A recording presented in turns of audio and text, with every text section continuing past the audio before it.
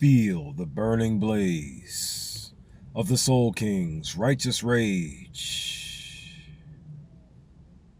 The theme. It may seem lame to you, may seem cringe, don't care. Just gonna share the story. This video, what is it gonna be based upon? The Spiritual Duel parable. Yeah, the one about the childhood card game, the Yu-Gi-Oh! You don't have to watch, ever. You really don't. No matter what, the message will be received to the very ends of the world and back again. So, the Spiritual Duel parable. Revisit it. This time it's going to be called the Nirvanic Spiritual Soul Duel, or the Nirvanic Spirit Soul Duel. That's what this video is going to be titled as well, the Nirvanic Spirit Soul Duel. And I'm going to be saying that a few times throughout this video, the Nirvanic Spirit Soul Duel. Check this explanation out. Feel the righteous rage. Feel the burning blaze of the Soul King's righteous rage. Feel the burning blaze of the Soul King's righteous rage. I'm going to re-explain the spiritual duel with a lot of more details, amplifying everything, adding affix to everything, and also a few rules and a few details that I left out from the first 3 times I've done this explanation. This time it's going to stick best way I can possibly make it do so. So, the foundation and or the play style of this here spiritual duel parable is going to be based off of that of the real life Yu-Gi-Oh card game, children's card game. Just using what I have in memory to label and describe something to you. What am I getting this idea from primarily? I want to send unconditional love and respect to all of ye who do channeling. You channel messages, so to speak. These messages I have are very heavy, but I disguise them in very childish things to push it out here in a way that'll be fire in its most subtle state. One that burns and does not burn simultaneously. My root reasoning for doing it is to burn all of the imbalances in the world out of it. But due to how dangerous that task is alone, I disguise it in such childish, immature things, so to speak, in certain behavioral patterns in which my past self, due to those traumas I had, ingrained certain personality traits for that childishness to be so to speak. So I'm just going to weaponize it because it was given to me and it's an experience. And I'm here to weaponize all of my experiences. Or at least I'm going to. Not necessarily here to be your friend. I'm not here to womanize, none of that. No. It's about forcing things that are imbalanced to be balanced. And it just so happens that it's going to require a fire to burn away all of your blind justices just to become justice. Justice? Justice? Just get him a drink if he just wants ice. Just ice, huh? I'm not talking about your pole ice or your off-icers, nor even the way you would see justice to play around with the word to deceive. The meaning of the word, balance. Keeping things upright and steady. Moving along. Unto all the tarot readers in this here internet. Unto you all, much unconditional love and respect I send to thee. Why? This is inspired by you as well. Simple, because you use cards in the physical to tell your stories, so I'm going to use cards in the spirit to tell mines. And I have memories with multiple card games, such as Spades or Yu-Gi-Oh! Or Solitary. A lot of time playing Solitary. And I'm going to use the whole Yu-Gi-Oh! Experience that I have to label and describe a story that can manifest soul liberation. Let's just say that. Moving along. So, The way it's going to be set up like this. I'm going to be using the 9 belief system pillars, the negative ones and the ones that they're going to become once I'm done with them. Belief system pillar 1 out of the 9 is racism. Number 2 is feminism. 3 is foul sexual orientation, or what you would call who harbors and or practices within the LGBTQ community. Belief system pillar 4, the nerd geek community. Nerd, translation negative. Neglected earth realm dreamers and or gentlemen evading everyday knowledge, and or gamers evading everyday knowledge. The gangsters, belief system pillar 5. Belief system pillar 6, the tribes, the melanated soul tribe families across the world, or just the tribal families, period. It's about 5,000 tribes in total in the world. Lots of belief system pillars separating my family members from being who they are truly supposed to be within this world. And then belief system pillar 7, the religions. The 4,200 to 10,000 in total. All of them in one spiritual trait known as a belief system pillar. And then there are 2 more. You have the ignorance belief system pillar, which is the devil standard. And then you have the fear belief system pillar, which is the devil self, the fake you. The devil self is going to be the opposing team. The devil self belief system pillar, fear itself, it's going to be the source of all immoral authority, playing on the opposite side of the field here against me in this here spiritual duel parable, or Nirvanic spiritual duel parable. And it's going to have 8,000 life hurts to start off with. 8,000 life hurts. I omitted this detail last time. I'm going to incorporate it now. It's going to have 8,000 life hurts. Life hurts, yes. Instead of saying points, I'm going to say hurts. Why? Look up Heinrich Rudolf Hertz. Heinrich Rudolf Hertz, the father of Hertz, or the father of the measurement tool for frequencies known as Hertz, or like joules and things of that nature. He was the one who so-called discovered that electromagnetic waves and light can be measured using radio waves and radio frequencies, according to the article I read. If that's exactly what it said, I'm gonna go take a look at it again. But Heinrich Rudolf Hertz, incorporate him into this parable, and I'm going to be using life hurts and attack hurts and defense hurts and not points. Instead of saying hurts, instead of saying points, I'm gonna say hurts for this parable to work. Next, the 8th belief system pillar, ignorance, the devil standard. Destroy it and reveal it for what it really is for this parable to work. Just because. I'm going to destroy the ignorance belief system pillar and reveal it for what it really is for this parable to work. Moral awareness. Push moral awareness into the world. Push moral awareness into the world. I am on God's side. Moral awareness is where God's side resides. Moral awareness is where God's side resides. The source of all moral authority. The source of all moral authority is where moral awareness resides. That's the team I'm on. So, destroying the 8th belief system pillar real quick, just so I can put it on the right side of the field and begin this here parable. So now, you got the soul self, which is moral awareness, and or the source of all moral authority, and or you, versus the devil side, which is straight up death. So you got life side with 8,000 life hurts against the death side with 8,000 life hurts. Here's the thing though, never forget, on the devil's side, they are playing God. They are playing God. They are playing God. What happens when you're playing God? You're being the opposite of what God truly is. And what is God truly? Life. A life-giving force, prana, breath, spirit, soul. Moral authority. Didn't say anything about immoral authority now, did it? Not the source of all immoral authority, the source of all moral authority. That's God's side. So, on the immoral side, the one that's playing God, playing like you right now, playing who you are. And it can't be you truly because they're playing. So that means they're trying to kill you and nothing else. Therefore, they have the ability to disguise themselves with what we got. 8,000 life hurts. So now on both sides of the field, that's just how the parable going to be set up.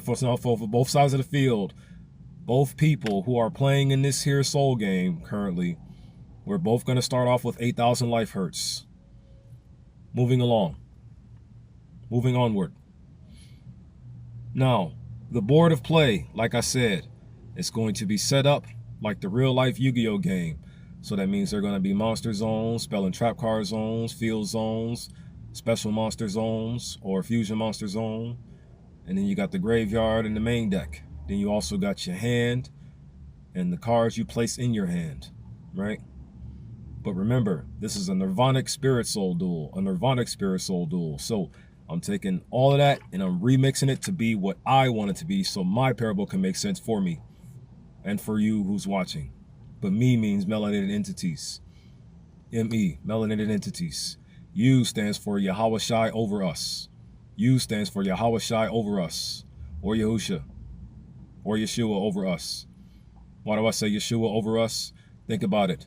Yeshua is of the astral realm itself. Yeshua is of the astral realm itself. So that means Yeshua is over us as the soul thereof.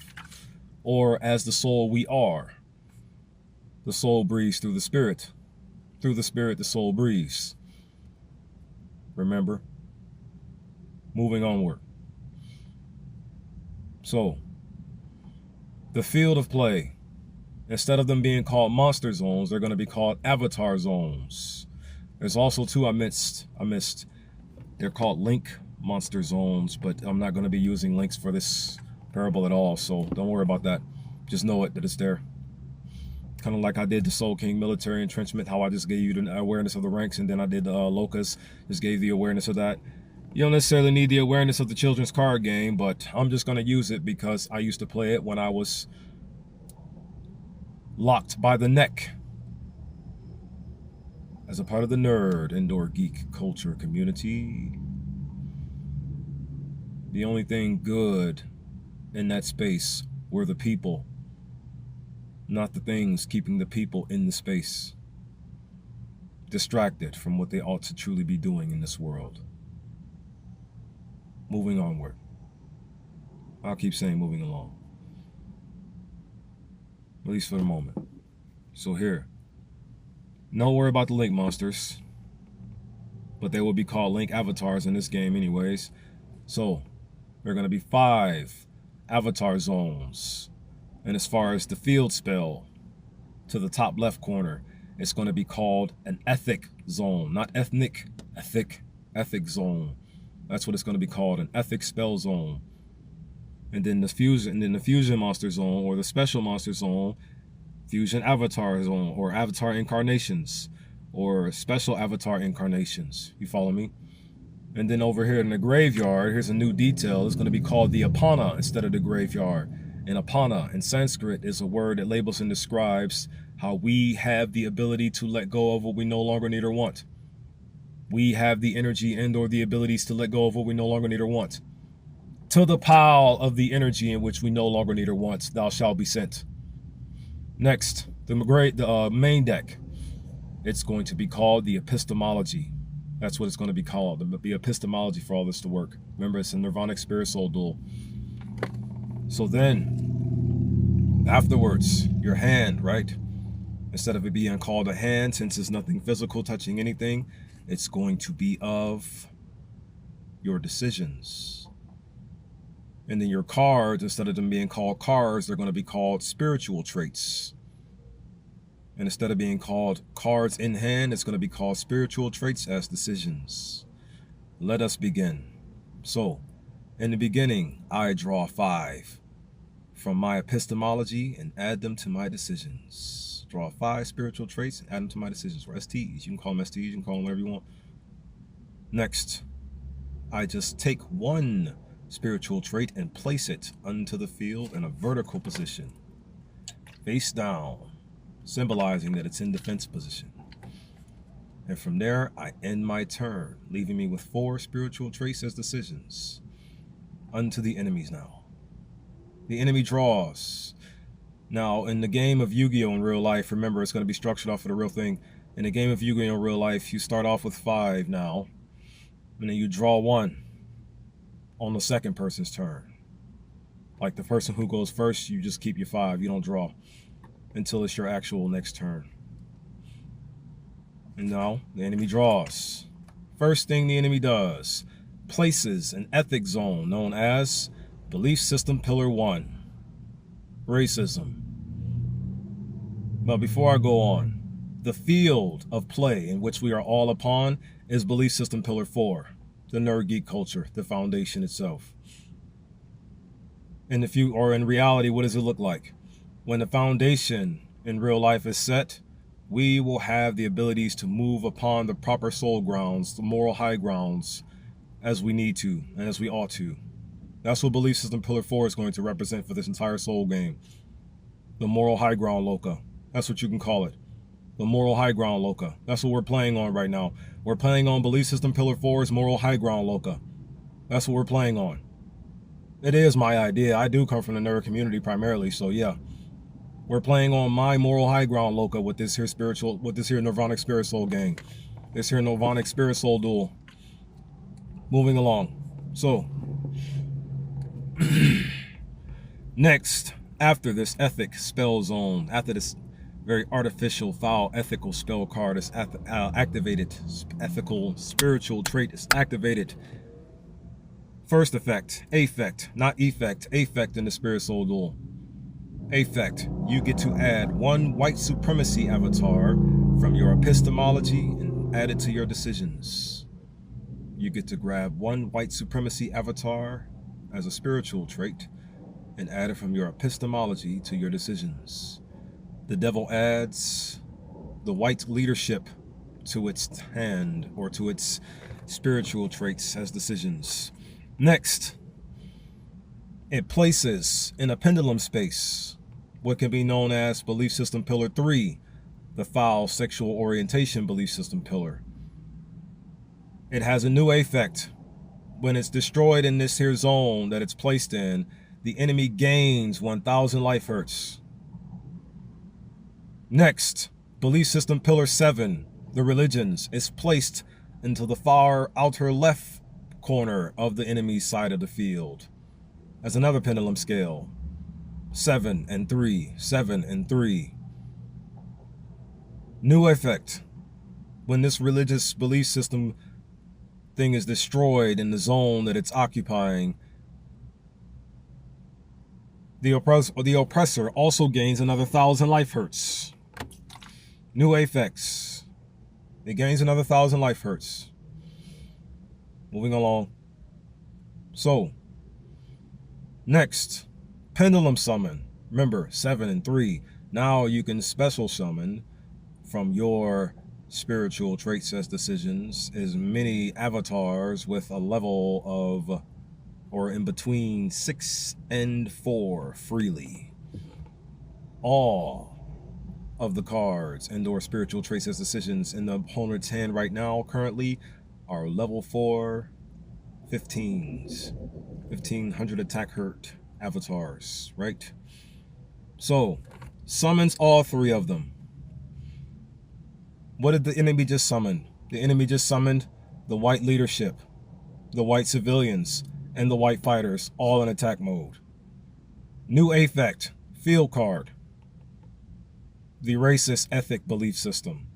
When the white supremacy monsters or white supremacy avatars are summoned, or when they're summoned onto the soul field, you get to activate any stagnant trap from your spiritual traits as decisions onto the field without setting it. That's a new effect there.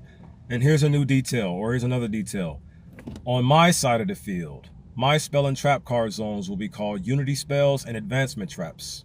On the opposer side of the field, they will be called division spells and stagnant traps.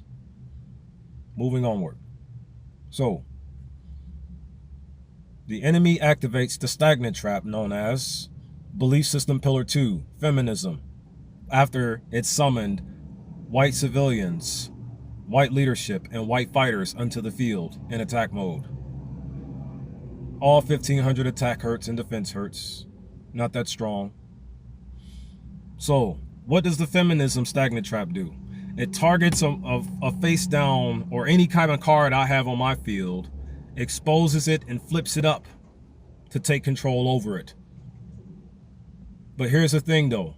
When my current face down is flipped face up, it has an affect that activates. I get to draw one spiritual trait from my epistemology to my decisions. I do so. But then here's the thing, you take control over it.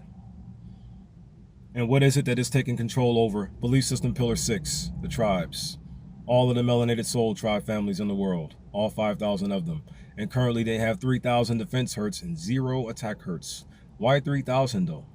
And why are the so-called white people, why are they all 1,500 attack, 1,500 defense? If you combine 15 and 15, it'd be 3,000, 3, 3, 3, 3. Trinity, Trinity, Trinity. That's why. You're all coming back to me. I'm going to steal all of humanity.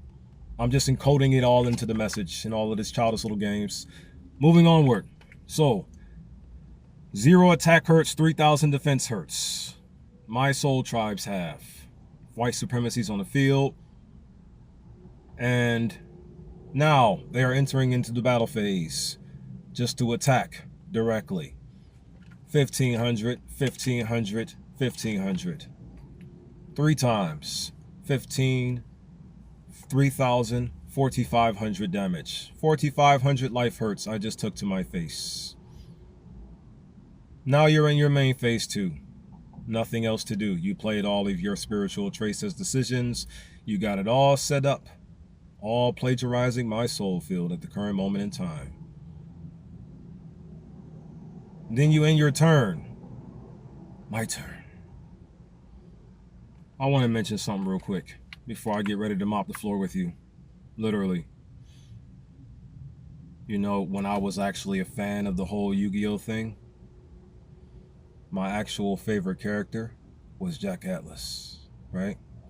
Jack Atlas was the guy in the Yu-Gi-Oh 5Ds era, yeah.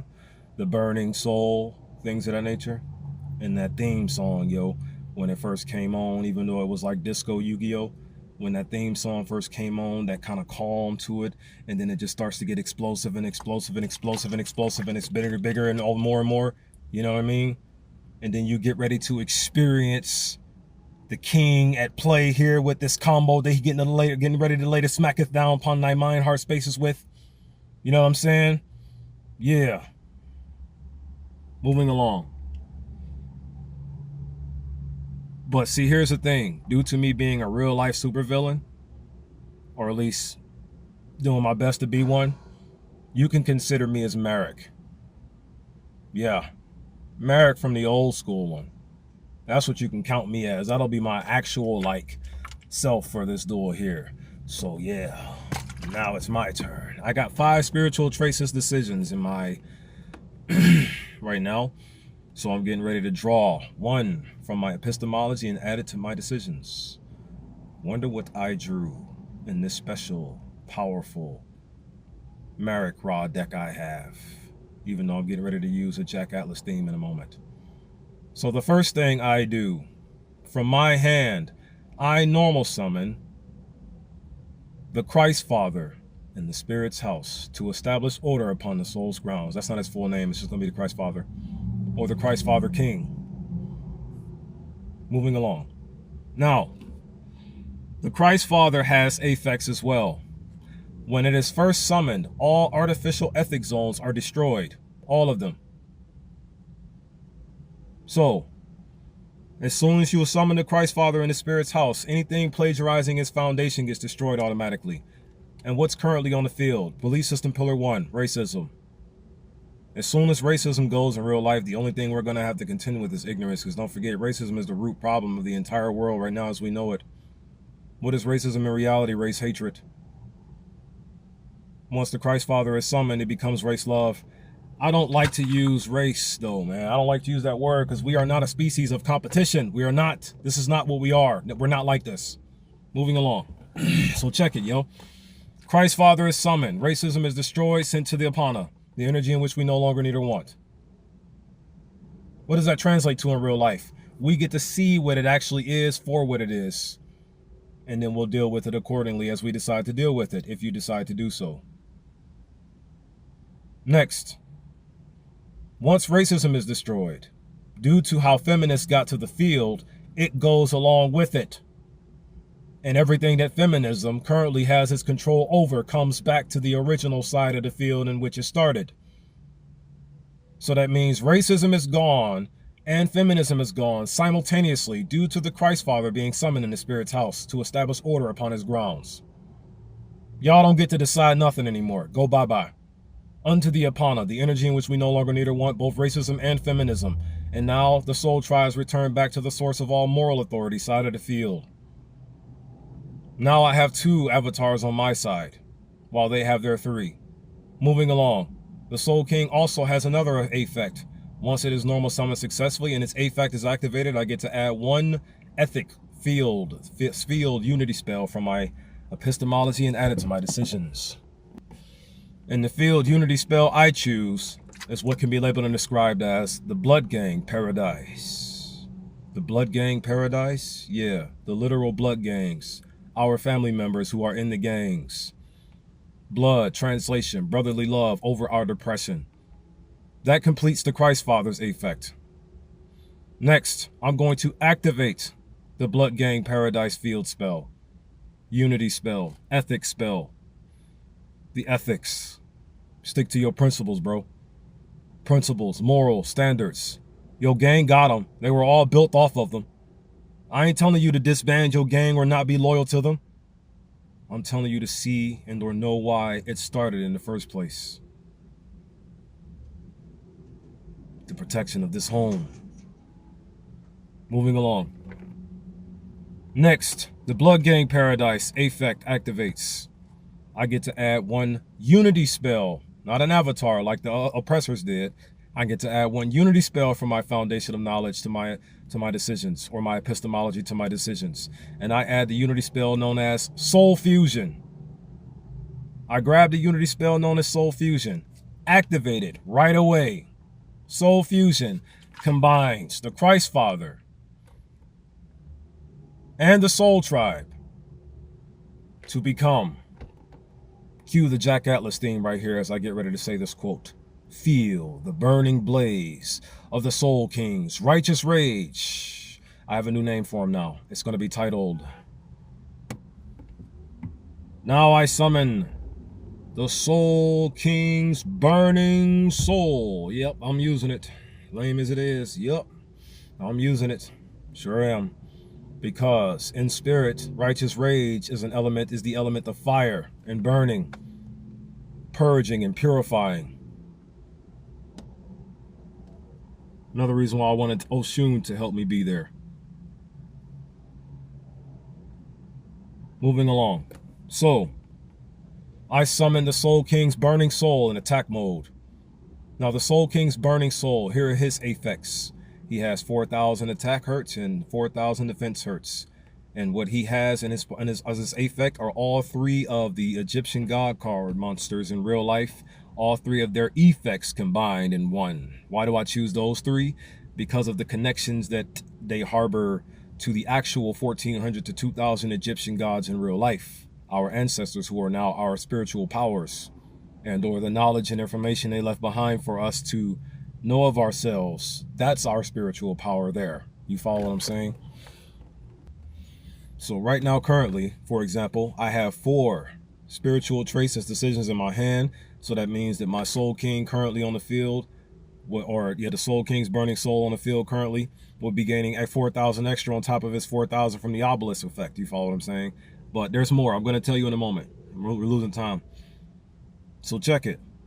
Next, with the rest of my cards in my hand, I miscounted my numbers. I got 5, don't I? Yeah, I got 5 in my hand. I got 5 in my hand due to the draw. Dun, dun, dun. Okay, so check it, right? I place 2 spiritual traits or 2 spiritual avatars into my pendulum zones. And who are they? They're going to be the Crip Gang as a 2 scale. And then you have the GDs as a 6 scale. Why do I say GDs for the 6 scale? Because of the 6 Star of David. It's all connecting. It's all going to connect for you. You'll get it. If I can finish it while I got time. So check it, right? Next, I pendulum scale. Level ranks 2 to 6. Pendulum scale. That means I get to summon anything in my hand from 3 to 5. I got 2, 5, Level 5 avatars in my hand, and my spiritual traits as decision. Place them both onto the soul field. They have 3,000 attack hertz and 0 defense hertz. But they have a magnificent effect due to the Blood Gang Paradise with their summon on top of. Now, the video may cut off on me, so prepare for a part 2 if necessary, but I'm going to try to finish it. So, after summoning those two, or after placing them onto the field, now I activate them to summon the next wave of spiritual avatars. And onto my field, I place the level 5s of all the gangs of Jamaica and all the gangs in Haiti, all as one unified spirit soul avatar. You follow what I'm saying? But that still leaves me with one spiritual trait as a decision in my hand. You follow me? So what I do then, activate the Blood Gang Paradise ethical affect. Once I special summon spiritual avatars of the gangster nature, I get to activate one advancement trap from my spiritual traits as decisions unto the soul field, and I choose to activate the last one in my hand, the Vice Lord advancement trap gang. And what do they do? They allow me to actually summon what I have onto the pendulum scales onto the field. And here's another unique effect. The Blood Gang Paradise field spell grants them 500 more attack hertz for every gangster style spiritual avatar I have on my soul field at the current moment in time. I got 4, plus the Soul King's Burning Soul. It's not a gangster, but it's still an avatar that's on the field, but they still gain 5, 10, 15, 2,000 attack hertz all across the board.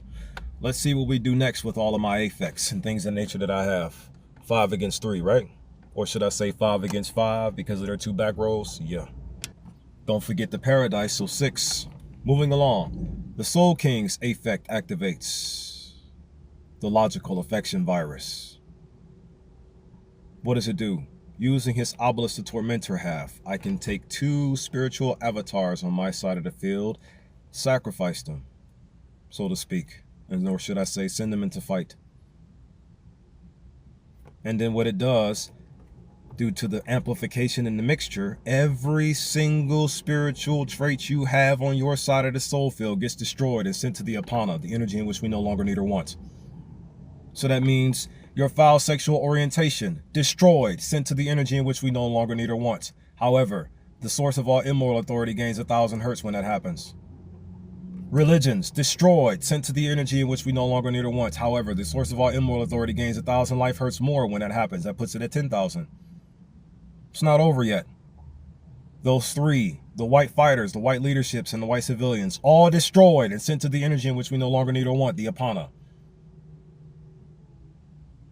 But here's the thing though, even they have a new affect. When they're destroyed, you gain 500 more. So 1,500, 1,000, and another 1,000. That's 3,500 extra extra life hertz added onto the source of all immoral authorities' overall score, putting it at 10,500. Right? Did I count that right? Or was it 11.5? I believe it was 11.5. 3, 8. 3,000, 9, 10, 11, yeah, 500. So yeah, 11,500 life hertz now the enemy has. Don't forget, the enemy is still now wide open for direct attack.